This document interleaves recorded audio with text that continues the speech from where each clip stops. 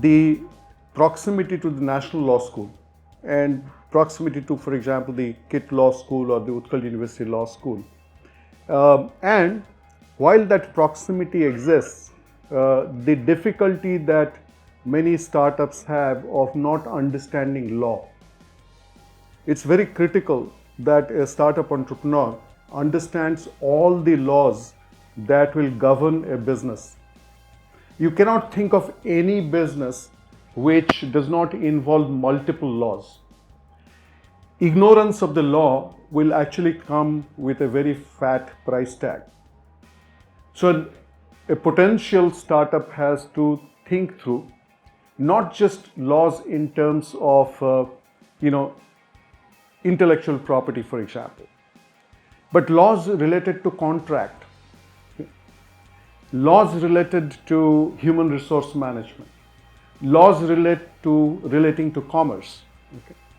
Now, O-Hub, then we discussed, must bring the law school's expertise and the startup entrepreneurs together so that that gap, and sometimes an expensive gap, can be bridged.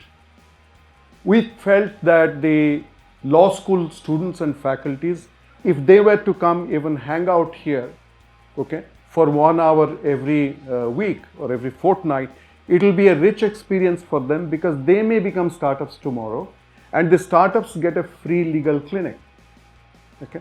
In Bangalore, for example, you can hang out in a cafe in the evening and your friend will introduce you to a friend who's teaching or is a student at MS Ramaya Law College or at National Law School, and very informally you can get very powerful and very important advice. Okay. I'm not necessarily saying free advice. Okay. And those are very, very important. Typically, startups overlook the importance of governance. And governance cannot be an afterthought. When you build a company, you have to front load your business idea with all aspects of governance.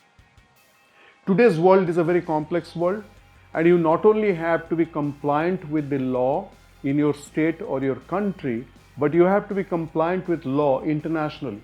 When you guys come and hang out here and do your own good karma, okay, by giving advice, by interacting, by making connections, because they can't afford, Amar Chand or they cannot afford Zia Modi, but they can afford you. Okay? And sometimes you are smarter, by the way.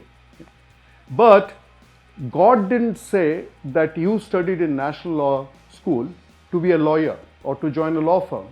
For all you know, you will make friends with a biotech company here and you'll abandon all that and become the next great biotech entrepreneur. Bill Gates, he didn't study computer science.